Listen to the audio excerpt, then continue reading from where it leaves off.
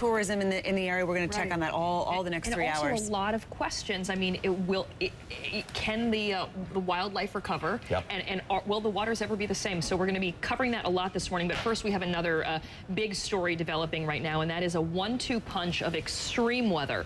A new line of severe storms. Everyone, it's Wednesday, April 20th, and welcome to American Morning today. A busy morning for you. Of course, it is the anniversary of the oil spill from last year, last April 20th. These are some images we're never going to... Thanks, Jackie. Sure. Well, we're talking about that difficulty. North Carolina facing a huge cleanup as well after those killer storms last week. The president has now declared up in the day's headlines. We're going to take a quick break. American Morning is coming back in just 1 minute.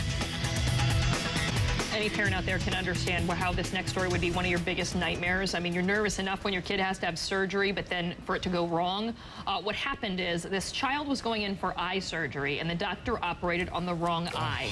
This supposedly happened to a 4-year-old in Washington. I mean, the medical profession for years has tried to figure out how to make this standard procedure so that the wrong organ isn't operated on. I mean, literally, when I sat in on a knee surgery when I was a health reporter, and they literally wrote this leg in black Sharpie and wrote not this one. Right. I mean, that's how, you know, I mean, sometimes it's just the most basic thing that makes the difference. But for this poor kid, unbelievable. This is a very interesting story as well about the Army sending new gear in to protect troops in Afghanistan next month. This including so-called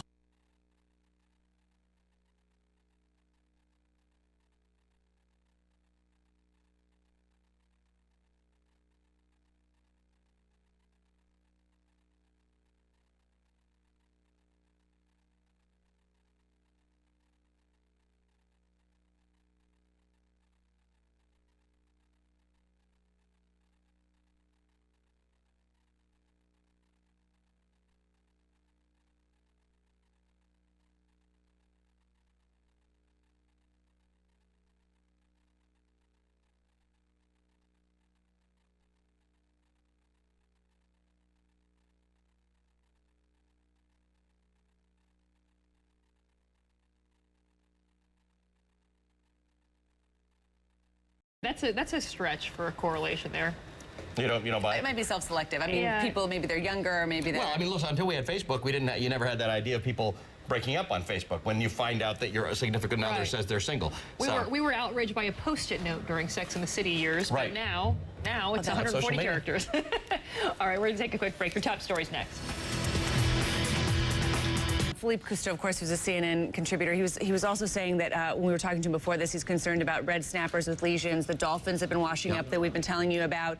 And he says when you see big animals suffering, it's a good indication that the younger, smaller animals farther down the food chain are not doing very well at all. So multiple different kinds of reactions that you get. 51 minutes past the hour right now. There's a big push this week going on at the White House, the drug czar, to stop a troubling trend, and that's America's growing addiction to prescription painkillers. It's had deadly consequences. Between 1999 and 2006, the number of drug overdoses in this country more than doubled, from 11,000 a year to more than 26,000 a year, and a lot of that, much of that, in fact, they say, is linked to prescription drugs like oxycodone and methadone. Kent Robertshaw is an addiction specialist and assistant professor at Columbia Medical School right here in New York, and he used to run the Smithers Drug and Alcohol. So we talk about this stat out of the White House that more people have now unintentionally overdosed on these prescription opiates than people who overdosed during the epidemic of crack cocaine in the 80s or the black tar heroin epidemic of the 70s combined. How have we become a nation of people addicted to pain pills? Well, I think back in there was a turning point in the mid-90s, and that the use of painkillers in the mid-90s increased tenfold. What changed?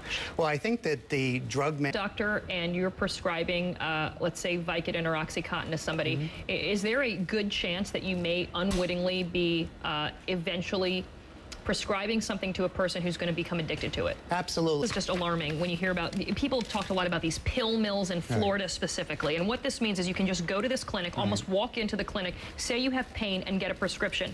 According to this data, which I thought was astounding, they say right now that 85% of all oxycodone pills in the nation are prescribed in the state of Florida, and that they call this the OxyContin Express.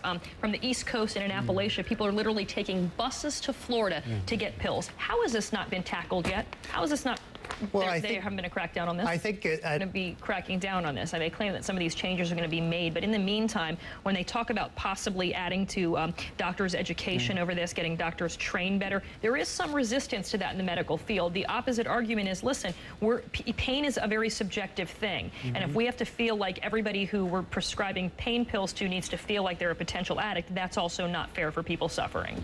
Well, I think these medications are basically synthetic forms of heroin. I mean, they're synthetic heroin. And we wouldn't be that quick to hand out heroin to people. So I guess the question I have is, why are we so quick to prescribe this medication knowing that there are devastating consequences once you're addicted to opiates? Yeah, I think that, again, Obviously, we're going to be hearing more about Dr. Kent Robertshaw. Great to see you this morning, as always. Nice to be here. Take a quick break. It's 56 minutes past the hour. All right, that's going to do it for us. Another busy day. We've got to hand it off. There'll be a lot of stuff reminding you about what happened in the Gulf of Mexico and where things stand a year after the oil spill.